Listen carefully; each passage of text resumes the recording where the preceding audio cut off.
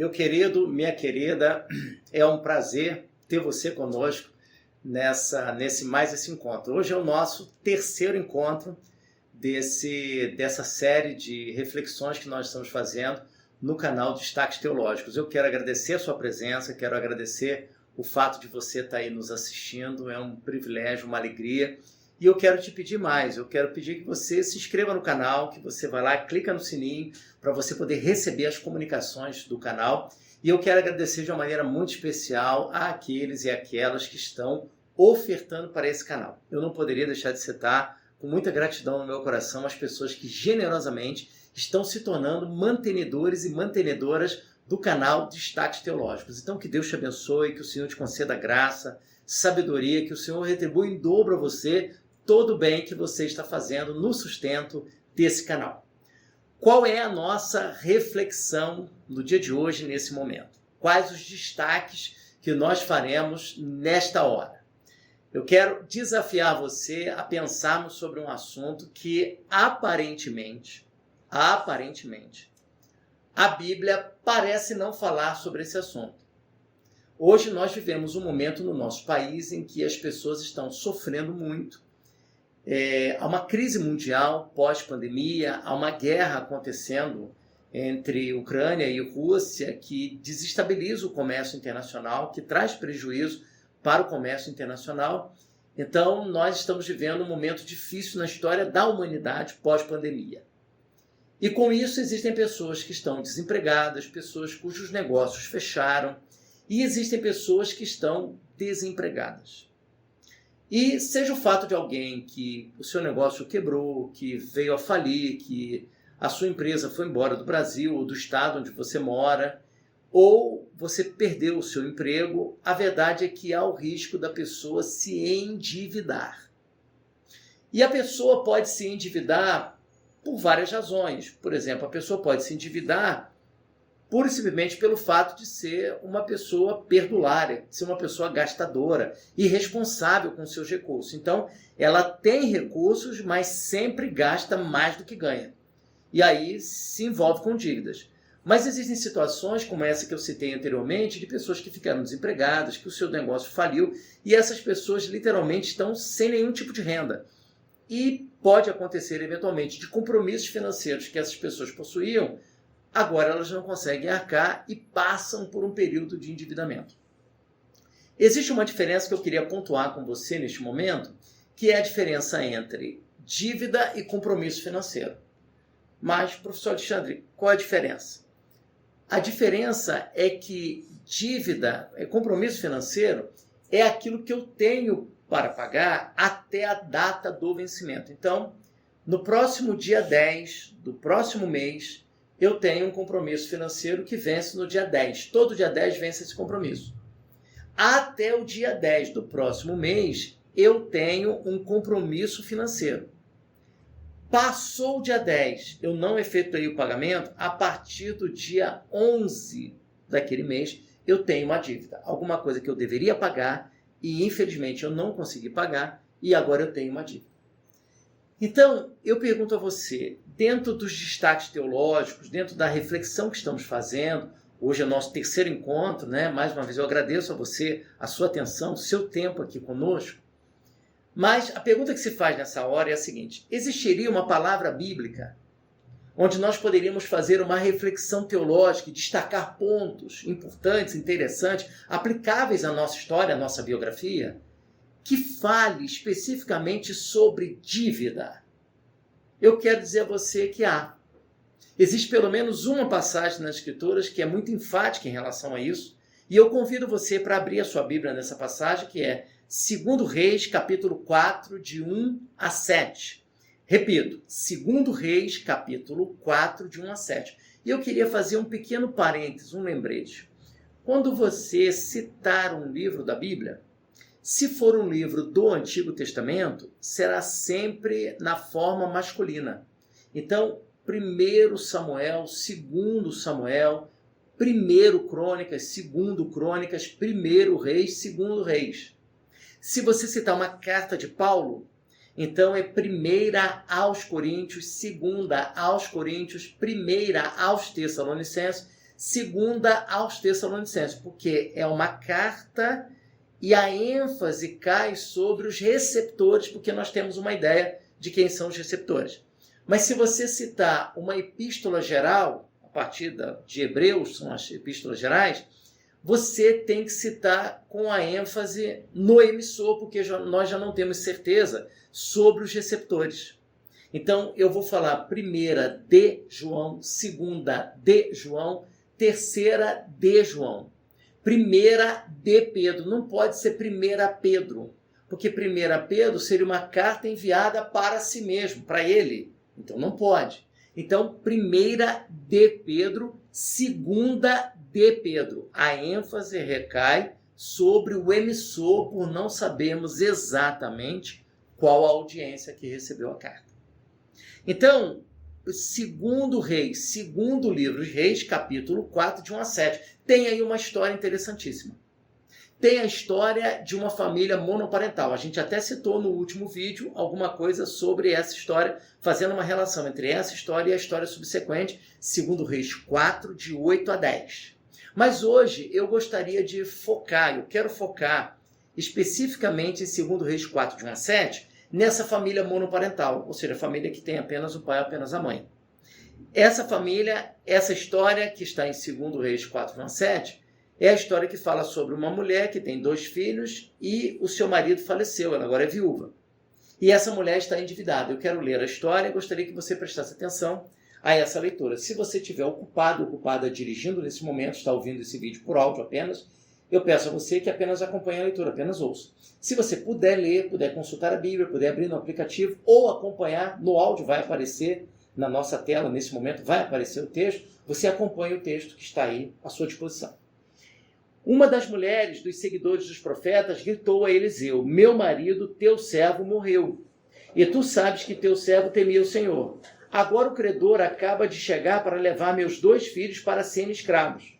Eliseu lhe perguntou, verso número 2, que farei em teu favor? Dize-me o que tens em casa. Ela disse, tua serva não tem nada em casa, a não ser uma vasilha de azeite.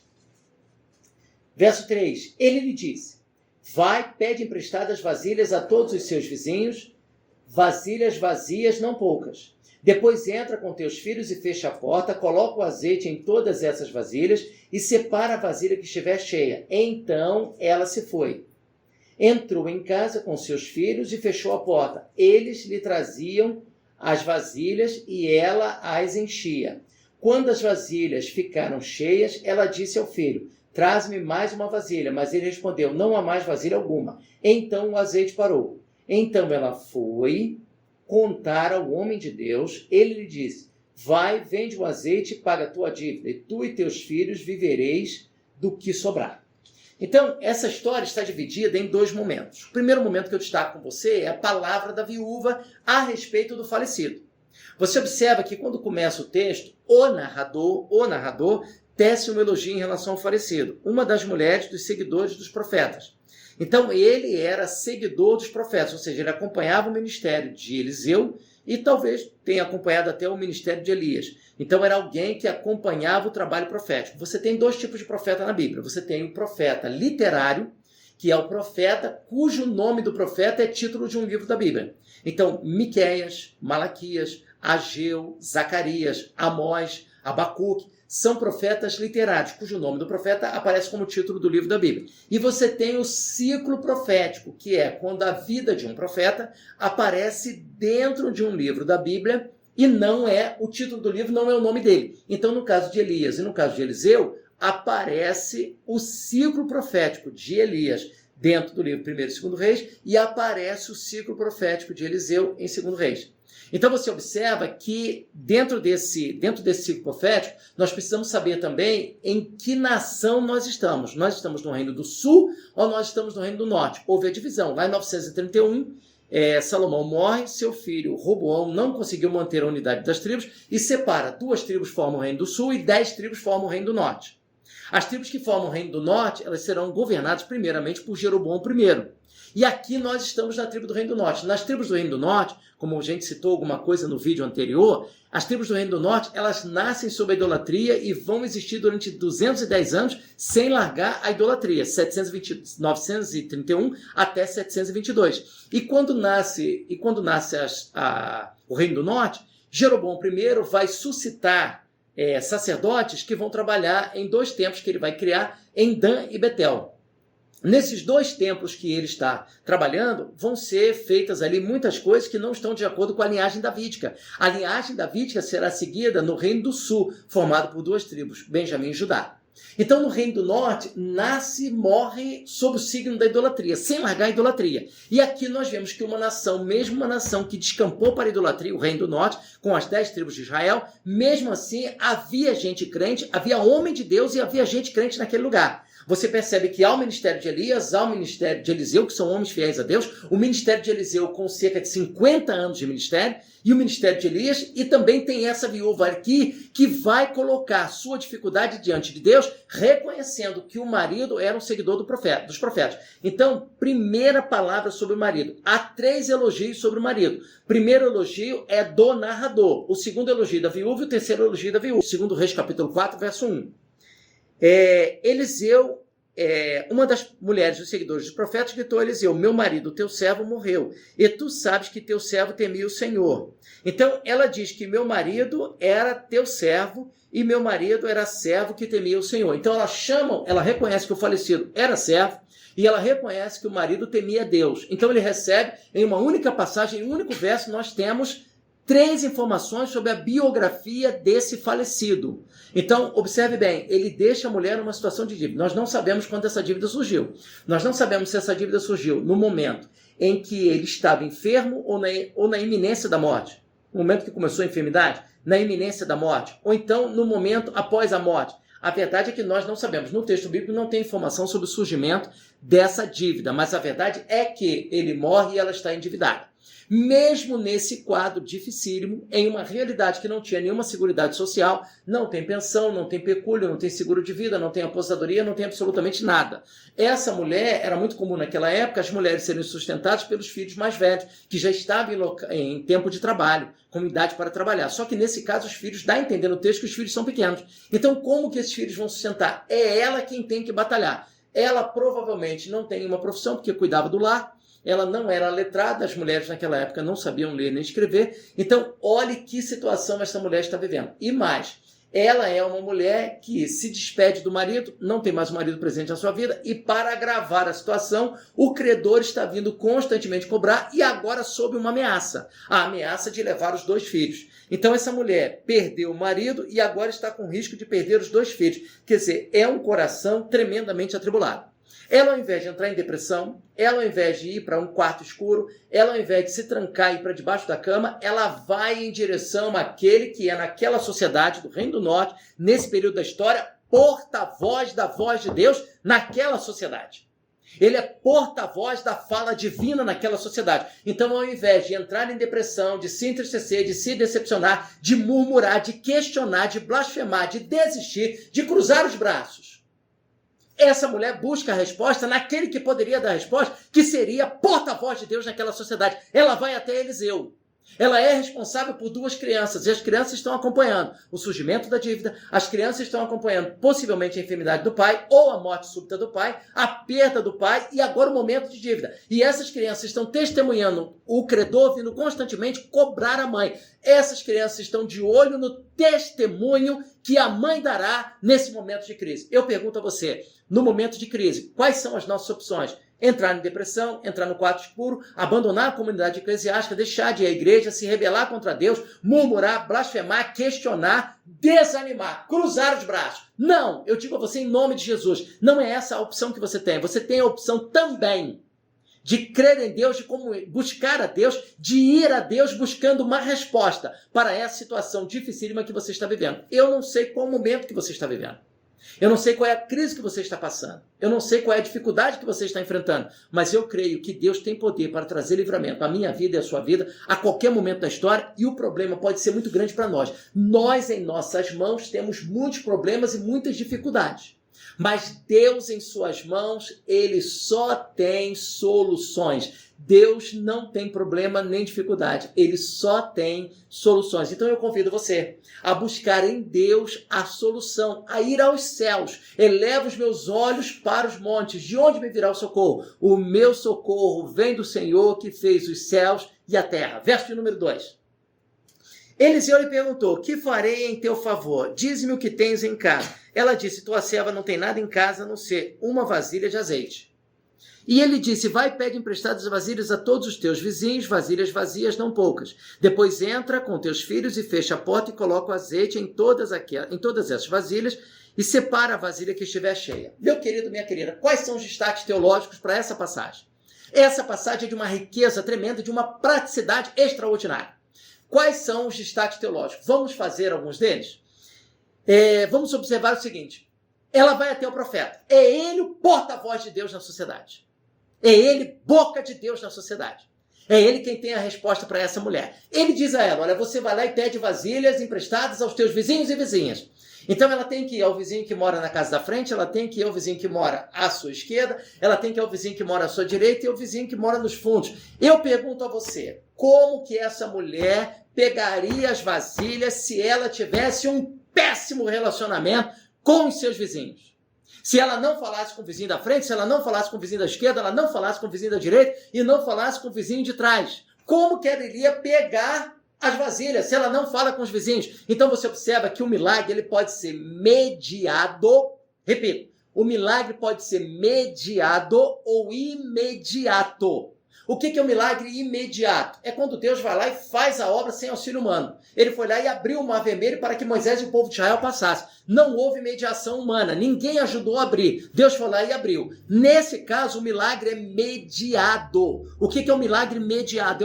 É um milagre onde Deus usa a participação humana. Ele não depende do ser humano, mas ele usa a iniciativa humana. Então você observa que nessa passagem é necessário que ela tenha um bom relacionamento com os vizinhos para que ela possa ir aos vizinhos e pegar ali as vasilhas emprestadas para encher de azeite. Eu pergunto a você, e se esses vizinhos não fossem crentes, não fossem evangélicos, não professassem a mesma fé que ela?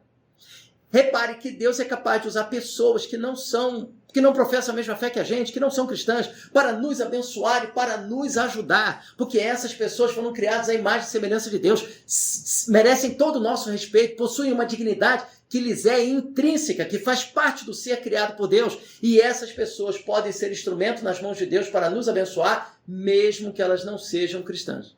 Outro destaque teológico, ele manda ela entrar e fechar a porta.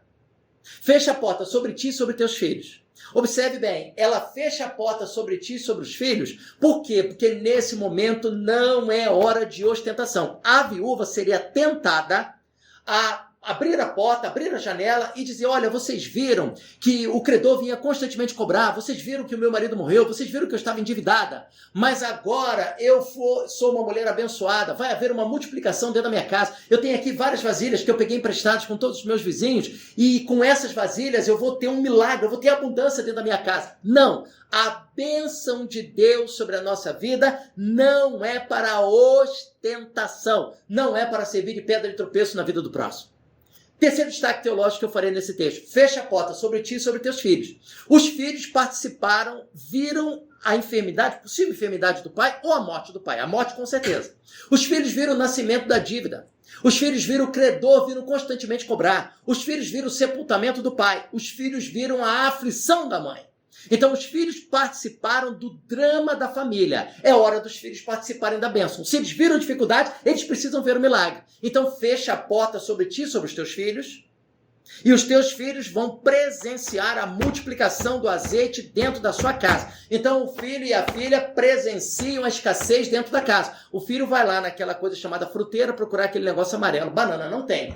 Ele vai até a geladeira procurar aquele negócio rosa, Danoninho. Não tem. Ele vai até o armário procurar aquela lata marrom e vermelho, preto e vermelho, do Nescau, e ele não encontra, ele sabe, ele percebe, ele sente que há uma escassez. Aquilo que eu gosto não tem. Então a criança participa da escassez, mesmo que ela não entenda. Na hora da bênção, é necessário que essa criança também participe da bênção. O seu filho, a minha filha, o meu filho, o seu filho, a sua filha, não pode ter fé na fé do pastor, não pode ter fé na fé do presbítero, não pode ter fé na fé do diácono, não pode ter fé na fé da mãe, não pode ter fé na fé do pai. Precisa ter a sua própria fé. E a fé adentra a realidade dessa família, não através de um discurso teologicamente organizado, de uma aula. Não, senhores. Entra através de uma experiência difícil, de uma experiência tremendamente dolorosa, de uma família enlutada, mas que Deus estava presente. Ou seja, o fato deles terem perdido o pai, o fato deles terem passado por essa escassez, um momento de endividamento, isso não significa ausência de Deus. Deus não tirou férias. As dificuldades e aflições fazem parte da vida. Acontecido tudo isso, acabam as vasilhas, o azeite cessa. E por que cessa? Porque no reino de Deus não tem desperdício. E o último destaque teológico que eu gostaria de fazer nesse texto, para nós nesse momento. Depois da prosperidade, que ela poderia vender o azeite para pagar a dívida, ela não faz isso. Ela volta a Eliseu para conversar com Eliseu, para receber orientação, ou seja, ela colocou a dificuldade nas mãos de Deus e colocou também a prosperidade nas mãos de Deus. Nós geralmente colocamos a dificuldade, mas nós não colocamos a prosperidade. Então eu peço a você, em nome de Jesus, coloque a sua prosperidade nas mãos de Deus. Seja ela prosperidade material, seja ela profissional, seja ela acadêmica, seja ela na saúde. Coloque a tua prosperidade nas mãos de Deus. Eu quero, nesse momento, encerrar a minha palavra dizendo a você, agradecendo mais uma vez por você estar conosco durante todo esse vídeo. Rogo a Deus para que Ele abençoe a sua família, cuide da sua casa, te proteja. E se você está vivendo um momento de dívida, clame a Deus por misericórdia e Ele vai te abençoar. Quero também fazer um pedido a você, que temos feito nos outros vídeos, para que você abençoe este canal, para que você nos ajude a estar de pé no ambiente online. E para isso nós precisamos da sua ajuda. Nós estabelecemos uma oferta, um valor igual para todas as pessoas. Se você sentir no coração de nos ajudar mais, você está totalmente livre e nós agradecemos em nome de Jesus. Mas vai aparecer aqui um e-mail, que é o nosso Pix, prontomeio, destaques@prontomeio.com. Você usando esse Pix, você pode nos abençoar, pode nos ajudar, fazendo com que esse canal permaneça de pé, mantendo os gastos, permaneça de pé no ambiente online. E se Deus te abençoou com essa palavra, eu peço a você, se inscreva no canal, clica lá no sininho para você receber as notificações, as informações do canal. E mais ainda, eu vou fazer um pedido a você. Compartilha esse vídeo com mais 5 pessoas. Se você sabe de pessoas que estão passando por dificuldades, estão precisando de uma palavra de ânimo, eu peço a você, em nome de Jesus, compartilhe esse vídeo com pelo menos 5 pessoas, 5 amigos seus ou amigas, para abençoar essas vidas e para trazer esperança ao coração. Deus te abençoe, em nome de Jesus. Amém.